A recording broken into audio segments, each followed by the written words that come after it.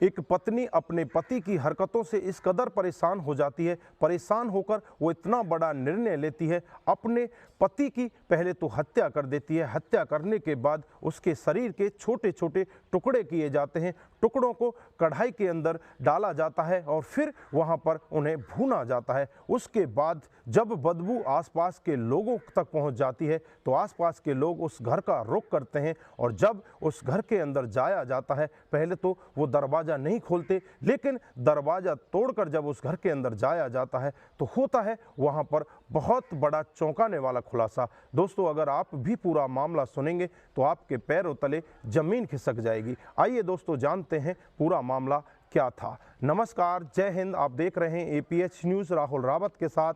तो दोस्तों, आज की जो मैं हकीकत की घटना आपको बताने जा रहा हूं वो हमारे पड़ोसी देश पाकिस्तान की है। पाकिस्तान के कराची की 2011 की ये हकीकत की घटना है। यहाँ पर अहमद अब्बास नाम का एक व्यक्ति, जिसकी उम्र होती है 40 साल, उसकी पत्नी का नाम होता है चनहद और जिसकी उम्र होती है 36 साल। एक दिन का वाक़या होता है जब अहमद अब्बास के घर से बहुत ही ज़्यादा दुर्गंध आने लगती है और दुर्गंध को सूंघकर जो आसपास के लोग होते हैं वो अब्बास के घर का रुख करते हैं और घर के दरवाजे पर जाकर दरवाजे की बेल बजाई जाती है, लेकिन दरवाज़ा अंदर से खोला ही नहीं जाता। उस पर जो अड़ोसी पड़ोसी होते हैं बहुत ही ज़्यादा परेशान हो जाते हैं। तुरंत ही पुलिस को फ़ोन किया जाता है और दरवाजे को तोड़ा जाता है। जब दरवाज़ा तोड़कर अंदर जाया जाता है तो अंदर का जो नज़ारा होता है बहुत ही चौंकाने वाला नज़ारा होता है। एक व्यक्ति का सर काटकर अलग टेबल पर रखा होता है और उसके शरीर के बहुत छोटे छोटे टुकड़े करके उन्हें कढ़ाई में डालकर उन्हें भूना जा रहा था।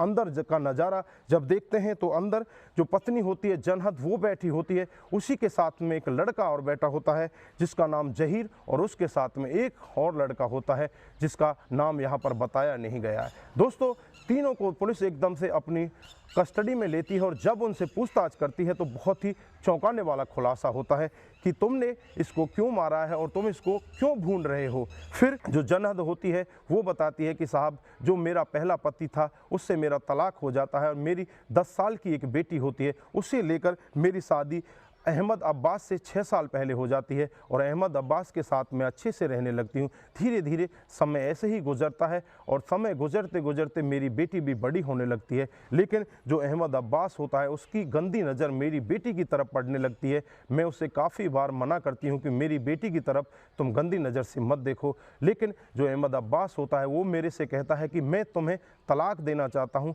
और तुम्हारे तलाक के बाद तुम्हारी आंखों के सामने तुम्हारी बेटी से शादी करना चाहता हूँ।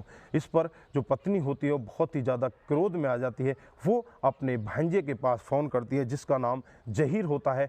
जहीर भी इसके घर पर पहुंच जाता है अपने एक दोस्त को लेकर। जो दोस्त होता है वो कसाई होता है, वो बकरे मुर्गे उनको हलाल किया करता है। उसको साथ में लेकर जहीर वहां पर पहुंच जाता है, चुपचाप घर के अंदर छुप जाता है। इस पर पत्नी अपने पति की चाय में कुछ नशीला पदार्थ मिला देती है और नशीला पदार्थ पीने के बाद जो अहमद अब्बास होता है वहीं पर लेट जाता है, उसकी आंखें लग जाती हैं। उसके बाद उसके गले में एक फांसी का फंदा डाला जाता है और उस फांसी के फंदे को तब तक खींचा जाता है तब तक कि अहमद अब्बास की तड़प तड़प कर मौत नहीं हो जाती। उस बाद फिर ये तीनों सोचने के लिए मजबूर हो जाते हैं कि अब करें तो क्या करें, इस डेड बॉडी को कहाँ ले जाया जाए। फिर जो जहीर का दोस्त होता है वो अपना हथियार निकालता है, हलाल करने वाला बड़ा सा हथियार होता है। उस हथियार से छोटे छोटे टुकड़े किए जाते हैं और उन टुकड़ों को कढ़ाई में डालकर उन्हें भूना जाता है। जब इसकी दुर्गंध आसपास के लोगों के पास पहुंचती है तो उन्हें बहुत ही बुरा लगता है, अटपटा लगता है। तुरंत ही इस घर का रुख करते हैं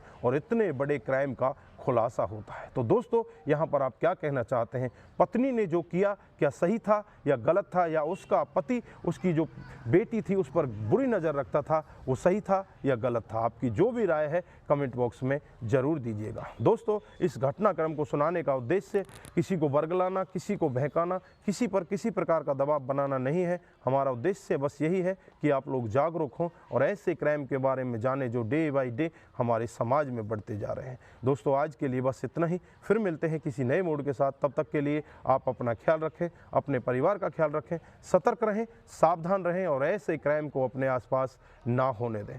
नमस्कार, जय हिंद।